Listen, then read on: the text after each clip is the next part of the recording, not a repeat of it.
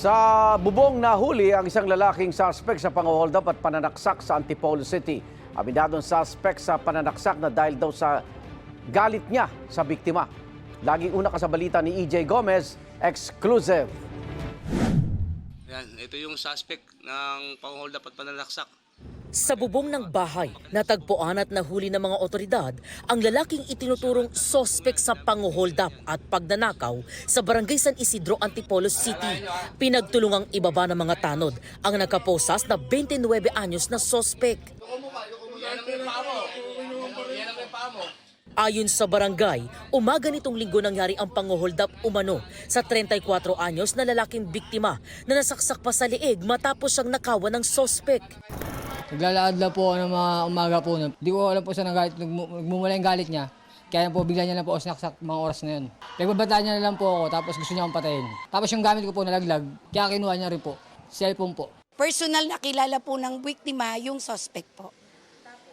Tapos po, yun po, nung siya po ay inabangan, tinutukan, actually nasaksak po sa lieg, nai-report po niya agad dito nakuha po yung cellphone, nai-report po agad dito sa barangay at agresibo po ang ating mga tanod. Talagang hindi po talaga nila tinantanan hanggat hindi po nila mahuli. Aminado ang sospek na si alias Baloloy sa pananaksak sa biktimang madalas aniyang makituloy sa kanilang bahay. Nagawa raw niya yun dahil sa galit. Itinanggi naman niya ang paratang na pagnanakaw. Napuno na po kasi ako eh. Nag-away po kami noon. Tapos lagi kasi ako kinukuha na ng gamit sa bahay. Kaya ginanong ko, sinaksa ko po sa leg. Tulad ng mga power bank, mga damit, wala na ako ilaw, kukuhanan pa ako. Tapos cellphone ko, kinuha rin.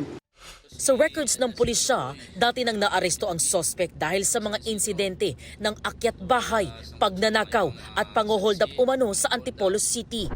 Sa custodial facility ng Antipolo Component City Police Station nakadetain ng suspect na nahaharap sa reklamong robbery. Ito ang unang balita. EJ Gomez para sa GMA Integrated News.